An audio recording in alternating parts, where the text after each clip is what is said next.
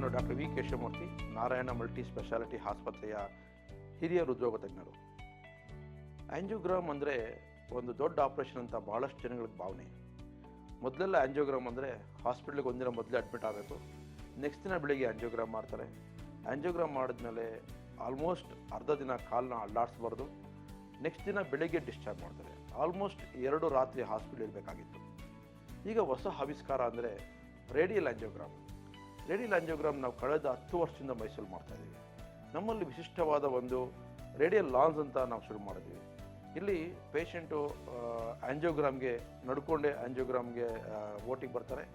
Angiogram 15 ನಿಮಿಷದಲ್ಲಿ ಕೈ ಮುಖಾಂತರ ಮಾಡ್ತೀವಿ, ಲೋಕಲ್ ಅನಸ್ತೇಷಿಯಾ ಮಾಡ್ತೀವಿ, ಯಾವುದೇ ರೀತಿ ಜನರಲ್ ಅನಸ್ತೇಷಿಯಾ ಅಲ್ಲ. ಮತ್ತು ಆ್ಯಂಜಿಯೋಗ್ರಾಮ್ ಬಂದಮೇಲೆ ಪೇಷಂಟ್ ನಡ್ಕೊಂಡೇ ಅವರು ವಾಪಸ್ ICUಗೆ ಹೋಗ್ತಾರೆ, ರೇಡಿಯಲ್ ವಾರ್ಡ್ಗೆ ಹೋಗ್ತಾರೆ.